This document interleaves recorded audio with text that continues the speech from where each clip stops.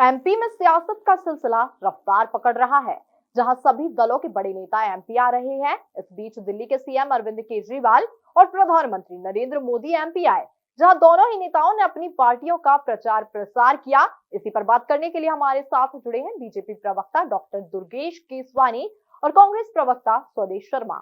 देखिए, मैं मध्य प्रदेश में दो दलीय व्यवस्था है।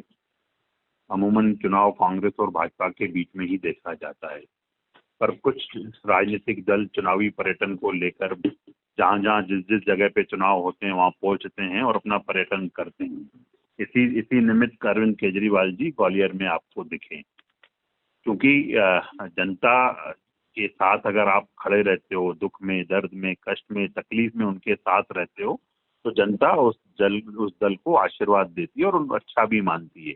पर आप इन चुनाव के समय आकर आप अपनी बातें रखो और जनता से कहो कि आप हमें वोट दो, तो जनता इसको बिल्कुल भी अच्छा नहीं मानती है।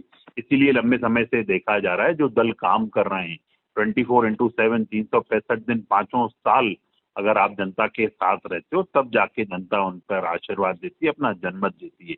यही कारण है कि भाजपा को जनता 20 सालों से जिता रही है और हमारे मुख्यमंत्री जी सतत जनता के बीच में रहते हैं और वो तो अपनी बातों में भी कहते हैं कि मध्य प्रदेश मेरा मंदिर है, जनता इसकी भगवान है, पुजारी है तो शिवराज सिंह चौहान है। अगर आप जनता के दुख में, दर्द में रहते हो तो जनता उसको सराहती है, आशीर्वाद देती है।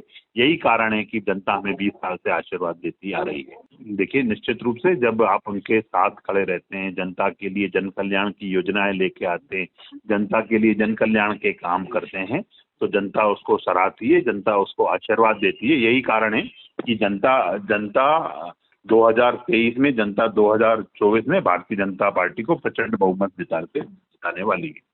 हाँ, इसका असर ये जरूर होगा। जिस तरह से प्रधानमंत्री महोदय ने कर्नाटक में लगातार दौरे किए, खूब उन्होंने भी बूथ विस्तार के कार्यक्रम को आगे बढ़ाने की कोशिश की, लेकिन भाजपा में फाटक लगा के लौटे। इसी तरह उन्होंने जिस तरह शिमला वहाँ गए थे, हिमाचल प्रदेश, वहाँ भी स्थिति कमोबेश यही हुई। खूब उन्होंने दौरे किए, यहाँ तक के प्रत्याशियों को, कार्यकर्ताओं को खुद भी प्रधानमंत्री महोदय ने प्रधानमंत्री पद की गरिमा गिराते हुए सिर्फ अटेंड करने की, उनको फोन करने की कोशिश की, उनको समझाने की, मनाने की कोशिश की। मैं समझता हूँ ये फर्क जरूर पड़ रहा है कि प्रधानमंत्री की गरिमा गिर रही है, लेकिन मध्य प्रदेश में कांग्रेस सरकार बनाने की दिशा में इतनी आगे बढ़ चुकी है कि भारतीय जनता पार्टी के इतने भी विधायक जीतकर आ जाए, एक मिनी बस में बैठ के विधानसभा तक पहुंच जाए तो बड़ी बात होगी। एक बात और कि मणिपुर चल रहा है, उसको 2 महीने होने वाले हैं। माननीय प्रधानमंत्री महोदय लगातार कर्नाटक से लेकर के अब तक की चुनावी कैंपेन कर रहे हैं, विदेश भी घूम के आ गए। मणिपुर हमारे देश का हिस्सा नहीं है क्या? वहाँ नहीं जा सकते, उसके लिए एक शब्द नहीं बोल सकते?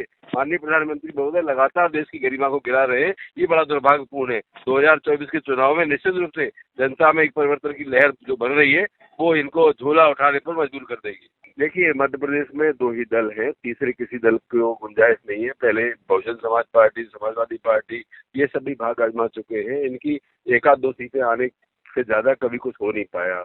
ये विकल्प बनने की कोशिश करें तो सोचे तो कुछ है, सार्थक नहीं होता।